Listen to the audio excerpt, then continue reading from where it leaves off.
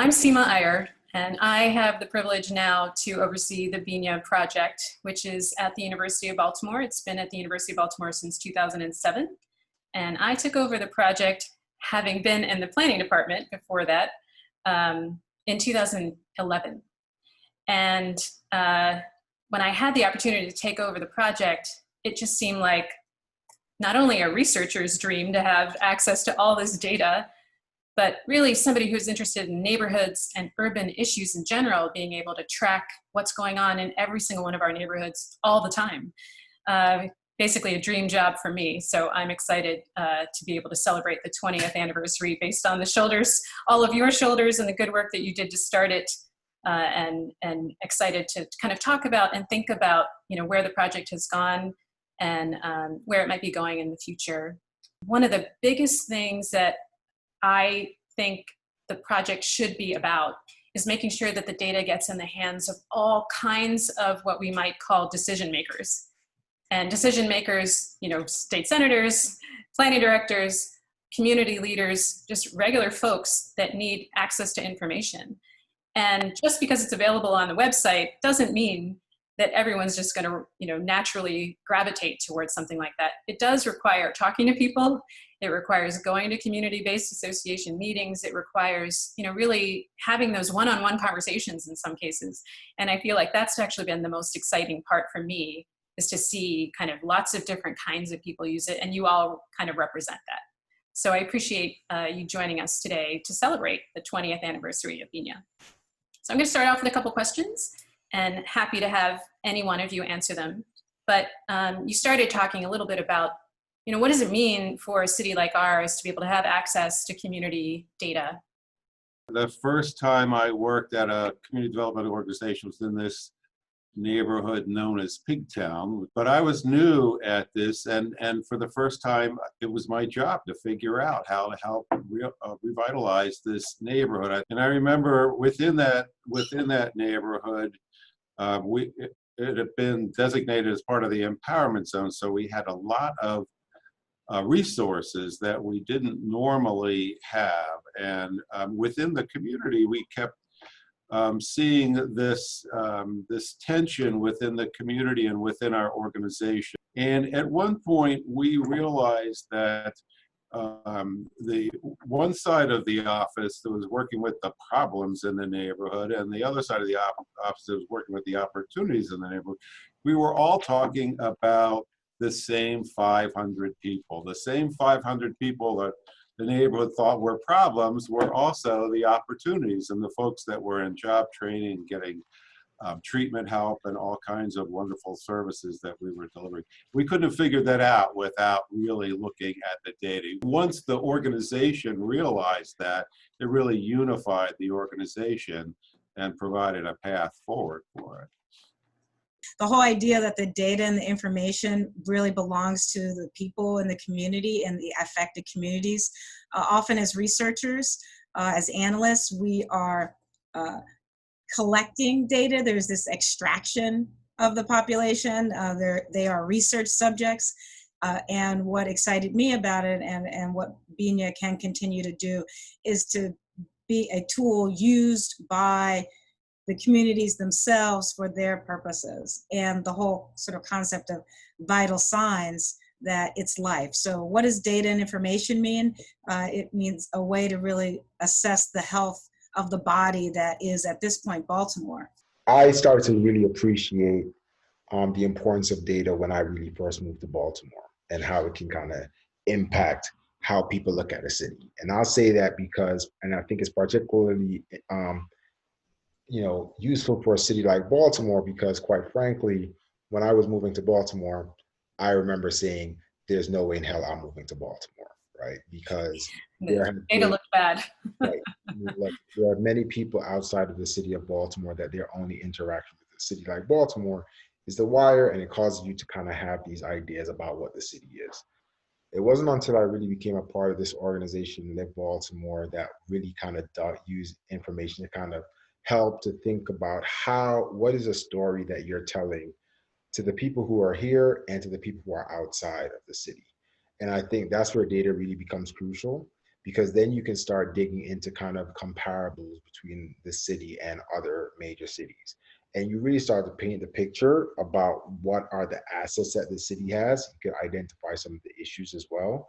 But without that data, you're really just kind of depending on kind of anecdotal stuff. That's so interesting, your observation, because I think that's what SEMA has brought to BINIA, that it was the vital signs was the main data portal for Baltimore Neighborhood Indicators Alliance. And over time, SEMA was saying, well, the data only takes you so far, but what are the stories that are told through the data? And we need to populate this. We need to curate it and to explain and have some, more depth to looking at the data so that you have the context and you have a place that it can take you. I appreciate the data because the data is a point in time. But as Venroy and Beth were both saying, there is the story behind the data that I think for communities, it can be a very empowering thing. I mean, if a community is looking to change something that needs to be changed in their backyard, they have the data. Their stories may not always be enough, but if you have the data to back up the story, then you can actually use it as a pathway to start to implement change. And I think that's one of the things that even in my old grant making that we used to encourage people to do is like use the data to help inform your story, but the data itself is not the story, and it should not be the story for your community, because we can always see how the data can always make the glass look half full or half empty in a community when the story is really it's much more half full. And so we should just use that as the mindset, but know that there's power in the community having it, using it, and harnessing it to their betterment. I remember when BINIA first came on the scene. Before that, we had a hard time getting neighborhood level data. So this was the thing that was missing, right? And BINIA was the first one that actually started having neighborhood level data that we needed, especially from the philanthropic and the foundation world. They always wanted data, right? And they wouldn't give you money unless you show them the data. Meanwhile, you're trying to get the data, right? And you live the experience, but that wasn't enough. So the qualitative information, stories, the narrative, now we talk more about narrative, but like 20, 25 years ago, community's narrative, Black people's, brown people's narrative was thrown aside. So we have to really put it in the whole global context, right?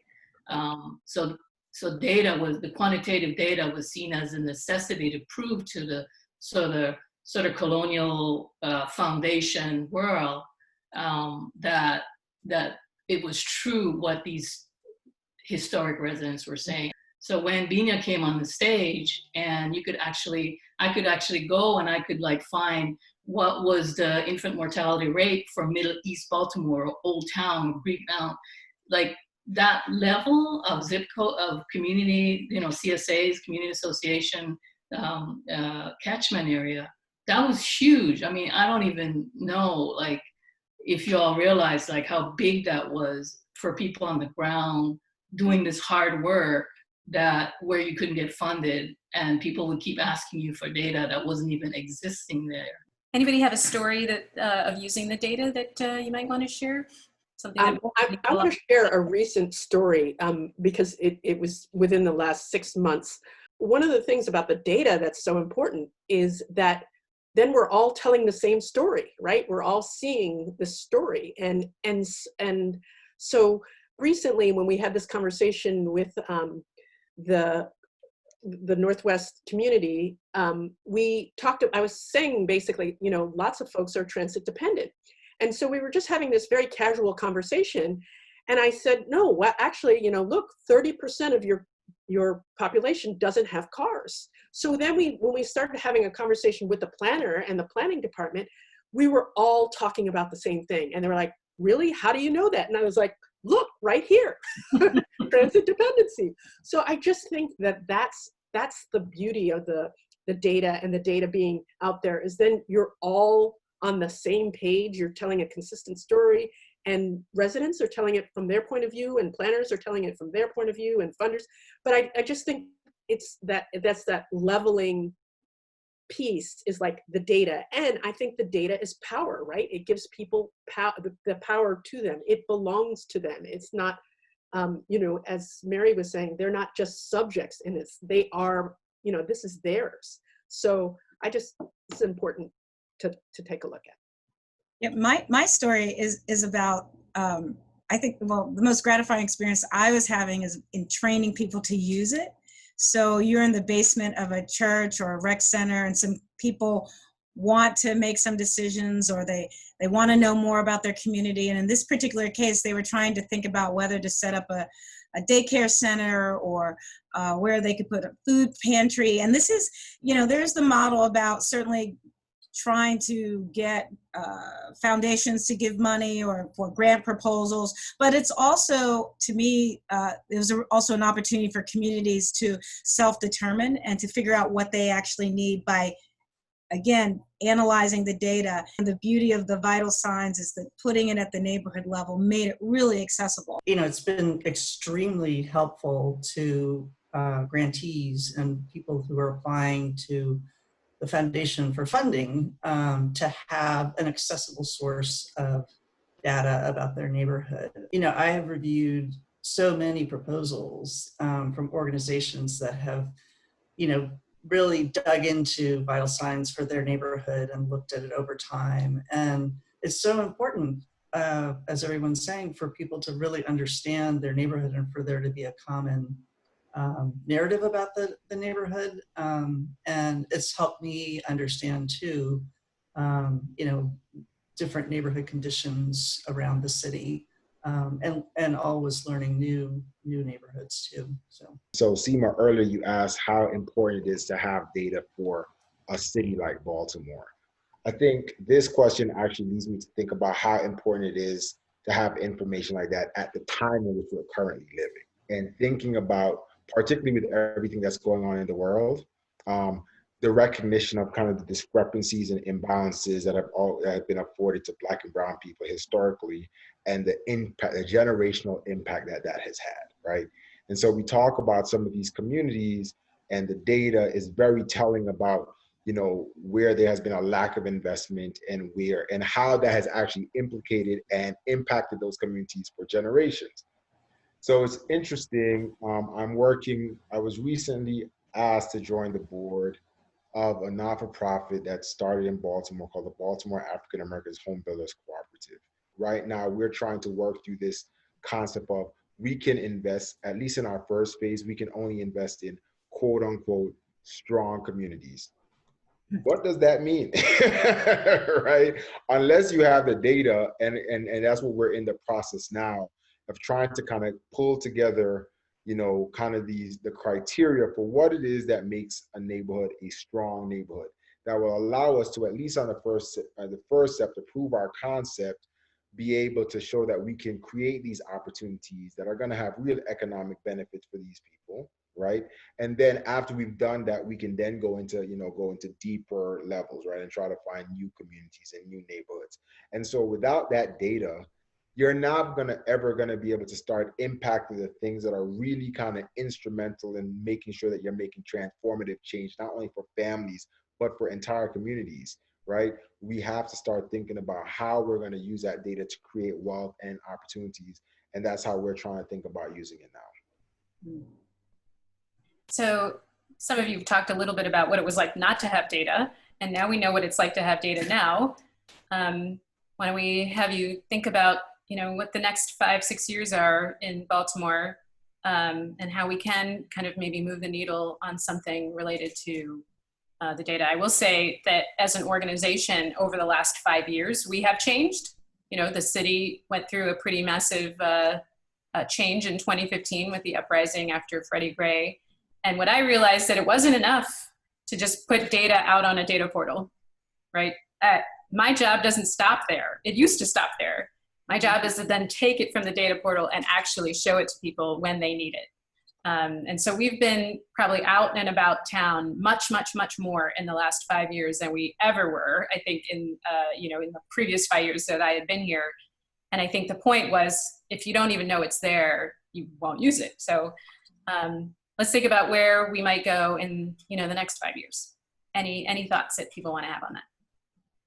Well, I guess I just want to say that I was excited to see going back to the roots, because honestly, my experience of Binya in the first 5 years of Binya was that going out, almost literally knocking on doors, trying to get people to use the data. So what I see going forward is that you're doing even more of that, doing more of us training people to use it, to train the trainers is what we used to do. And so going out to train other people, on how to use the data. While we live in a city, and we have jurisdictional lines, the movement of people and between Baltimore City, Baltimore County, Howard County, people live beyond the boundaries, and they're impacted by things beyond the boundaries. And sometimes, if we're really trying to make a case for sort of a larger set of investments or potential work or investment strategies, having a regional dimension on this would be a really, really great thing to sort of think about the next dimension of this work. Because, what happens in Baltimore City, as we know, doesn't stay in Baltimore City.